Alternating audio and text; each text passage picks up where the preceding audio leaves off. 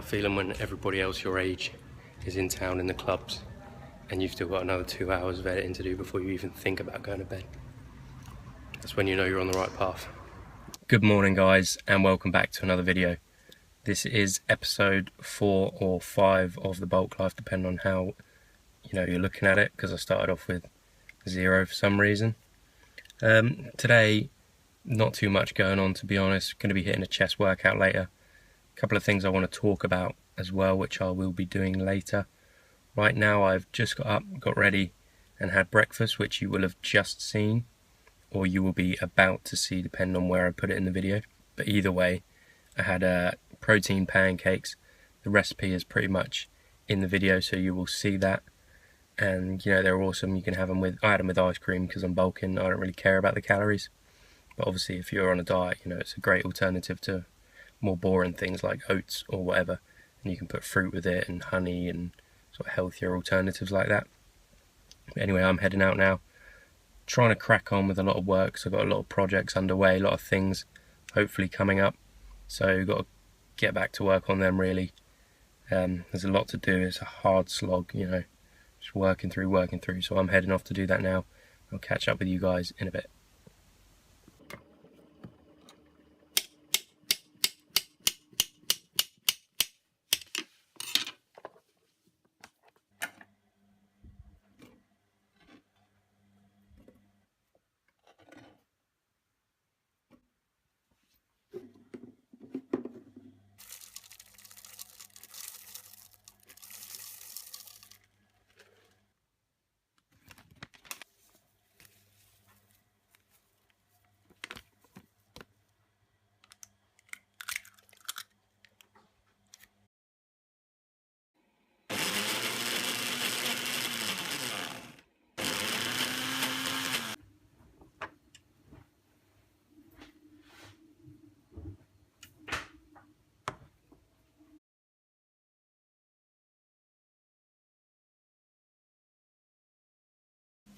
What is up guys? Just wanted to check in with you quickly just to talk about something that has been on my mind recently about bulking specifically, and that's the difficulties of eating.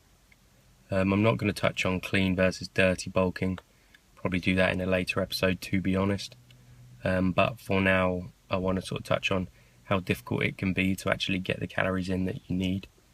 Obviously the easiest way to do it is to eat unhealthily, and while that is the easier option, there are negative, obviously, connotations that come with that.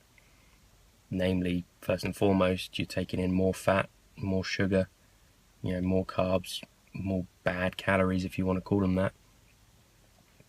And they're going to stick on your body more so, you're going to add on more unnecessary weight versus doing a lean, clean bulk. So you're going to have to put up with, being fatter, carrying more body fat, which obviously, as all aspiring, fitness enthusiasts, we don't want to do, but sometimes that is something that you've kind of got to put up with and understand as part of the process when taking the dirty route to bulking. But it's a lot of food to consume for some people. I mean, even me myself, I find that I have to eat so much that my stomach starts to swell, starts to stretch, and then I look bloated a lot of the time. Majority of the time people don't notice it because I hold it in, which is, I suppose, a good thing because it helps me train my abs sort of year round, because I'm now unconsciously doing it 24/7. But when I do let it out, it really does hit you sort of almost in a self-confidence way when you see that sticking out, and you feel, sometimes you can feel, I suppose, a little bit negative about the way you look because you're eating so much and because you're packing on so many calories, so many grams of fat, carbs, protein, everything. Also, if you're not eating healthy foods, if you're dirty bulking and you're not kind of finding a balance, then you can often become malnourished in terms of nutrients. You've got your macros, yeah, great, but your micros, your minerals, your vitamins, things that you need from your vegetables, from your other healthy foods that you might not be getting, it can have an impact on the way you feel, on your energy levels, the complexion of your skin, whether you get spots. All of these things are, if you're eating a lot of greasy foods that are high in fat, high in carbs, just to get those calories in that you need, especially if you're maybe an ectomorph and you need an even higher calorie intake, then you've got to remember that there's a lot of chemicals in there, a lot of bad things that will be affecting not just your weight. You do get spottier, your skin complexion will change, you'll have rougher skin. You will also feel more tired a lot of the time. You'll feel sluggish, you won't be as up and at 'em. Your workouts might suffer sometimes, but it's hard to tell a lot of the time because obviously the added calories, the added strength that you're going to be gaining. These are all things that you really are going to have to consider and take into account.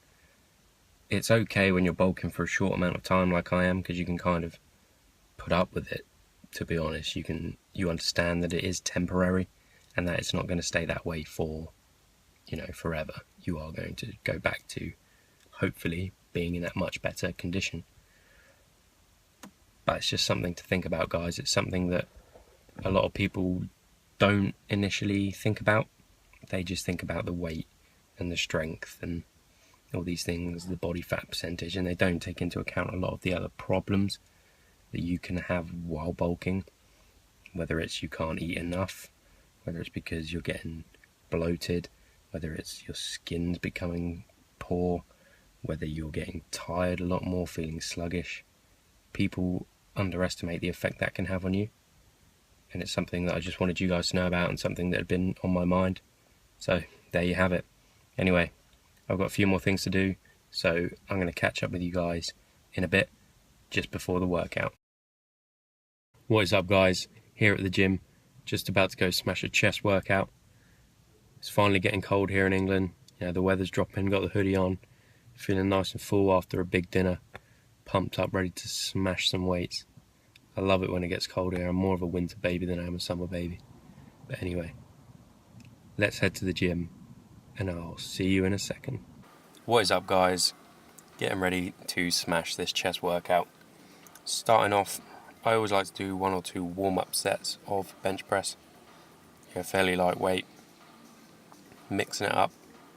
Not any particular amount of reps, just until I sort of feel comfortable, with the weight, feel warm, feel loose. So I'll do some regular reps, slow, fast, some staggered reps as you can see here. Just really activating the chest, getting the blood flowing, getting it warmed up. A couple of pause reps, and good to go. Moving on to the working sets.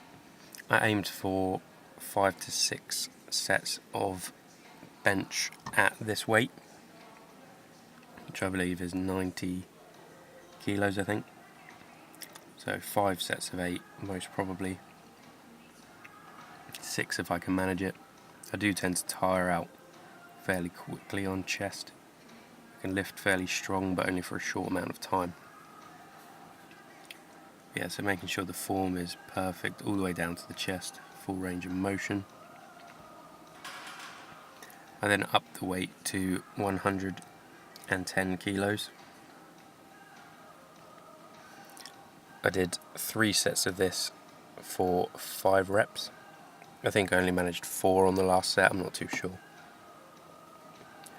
But just putting the weight up, really trying to add that strength, and the only way that you're going to add strength is if you're pushing the weights up. You got to keep nudging it, keep nudging the weights forward. Little bits, little increments, 5 kilos here, 2.5 there. Just forcing your body to understand that it is going to have to change. Next up, I did some dips. At the moment, I'm only doing body weight because there's a lot of body weight.